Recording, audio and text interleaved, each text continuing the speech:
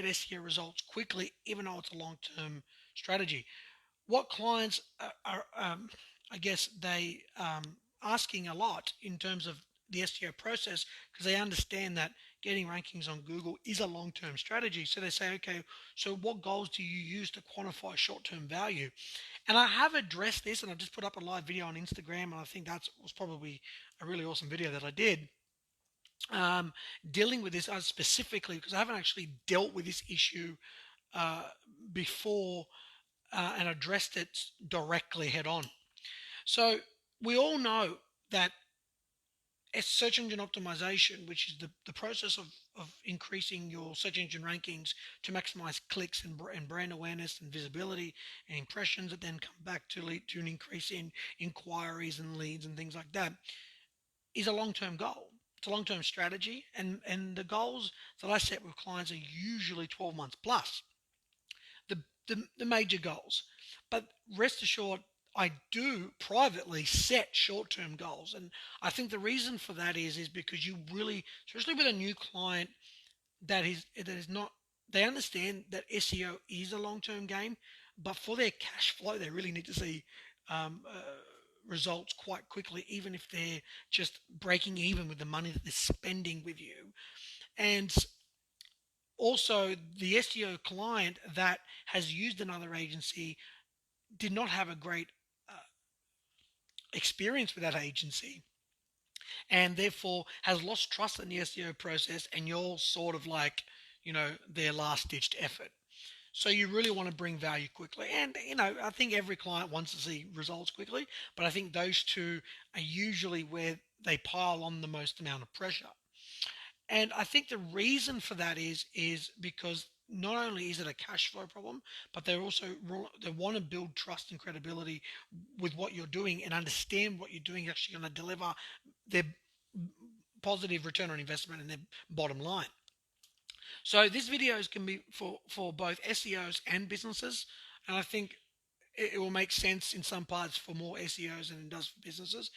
But long form content, I believe, is the best way, and I'll explain that more, is the best way to achieve growth in traffic, clicks, and ultimately sales than trying to rank in the short term for a keyword if you're a financial broker or a property investor, or an accountant. If you take I was just speaking with my accountant now in the building, and I basically said, look, you're an accountant, you want to rank for accounting services Sydney, right?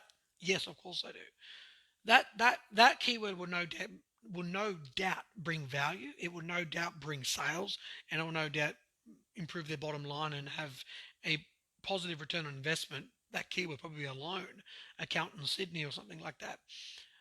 But if you've never done SEO before, or you have a weak profile and your website is lacking any search engine visibility, and you're trying to rank against the establishment and the more authoritative accountants that have been using SEO services. They're a great business, so they've got links naturally. They've been around for a long time. They've got a lot of credibility. People think of them. Um, and you're just a sort of new website, or a website that hasn't been doing SEO as as as long as someone else, or it wasn't done right, then ranking for that keyword in the short term is not the mindset nor the expectations you want your clients to have, or you as a business owner. So long form content comes in as one of my preferred strategies in the short term, probably more so in the short term, but definitely long term as well. But more importantly in the short term, to show value quickly. And so it's super difficult to sort of quantify the exact amount of clicks and leads, but there's going to be growth once you build content around, let's say, for an accountant, it might be, what are your top 10 tips for improving your income, or what are 5 tips to create an awesome profit loss statement, or something like that, or what is a balance sheet, or why you should start using your balance sheet this way, and figuring out, as an SEO's job, figuring out what people are searching for, long tail, long form, writing about 1,000 or 1,500 word article, in depth, detailed, bring values, not just let's just write something for the sake of it. Incorporate a video if you can from YouTube into that article, and I've talked about this a lot. Why that's important. Um, and then that article therefore has to be found by Google. And if it's not found on Google, if you write content for whatever reason, it's not getting indexed in Google, you have no chance for that piece of content to rank in Google. Zero, nada, not happening. So and Google will crawl a website, and it doesn't mean that it will index its information. So there's reasons, and there's at times Google will look at a piece of content and decide not to rank it for whatever reason, or firstly to even index it.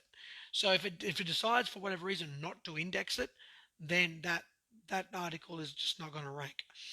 Now, just because an article gets crawled, then Google decides to index it in its archive, therefore it's still got to compete with the other long form articles in that same topic. So obviously the more competitive that long form content is, and believe me, long form content can still get competitive, but finding long form content which isn't so competitive will help you get rankings quickly. And of course, if your website already has a certain amount of authority already, then the likelihood of that article ranking.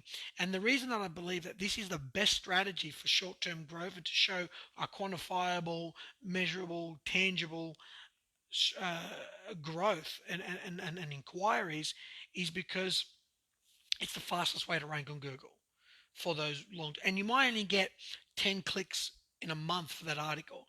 Create 5 or 6 articles a month. That's 50, 60 clicks at least. But more importantly, that's people that now understand your brand. And what people get confused about SEO, it is an inbound marketing tool. So, meaning customers and clients come to you to contact you. That's why it's such a powerful tool.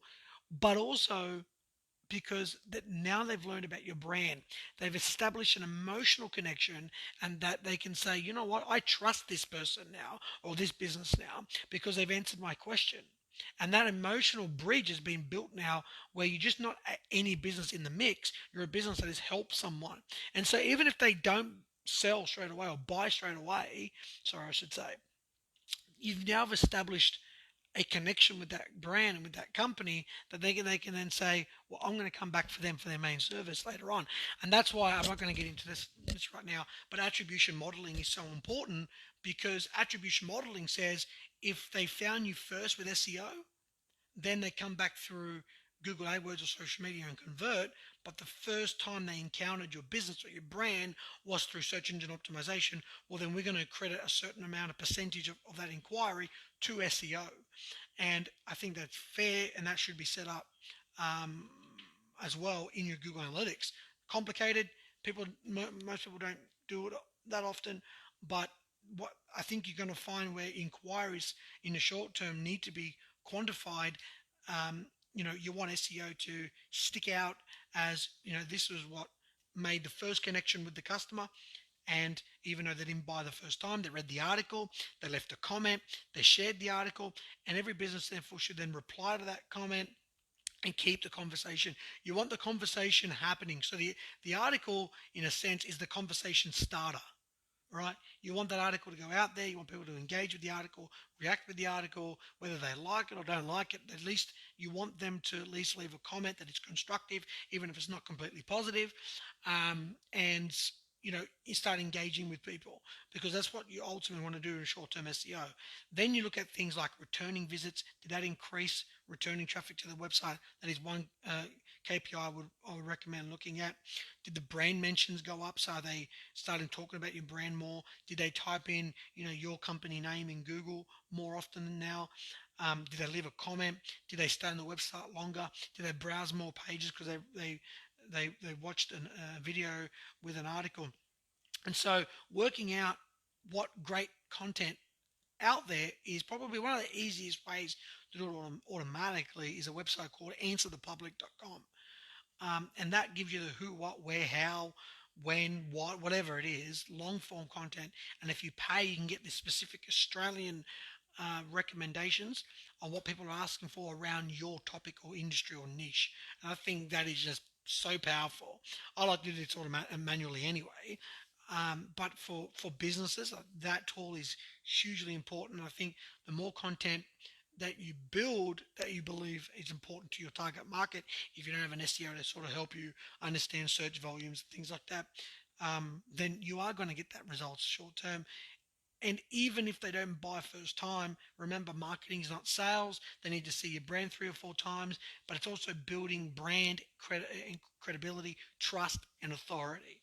So I think the best way to get leads and inquiries and show the most amount of short term value in your SEO strategy would be through long form content and setting goals around what you believe as an SEO, how many clicks and inquiries and all these other sort of PIs along the way that you're going to improve in the short term.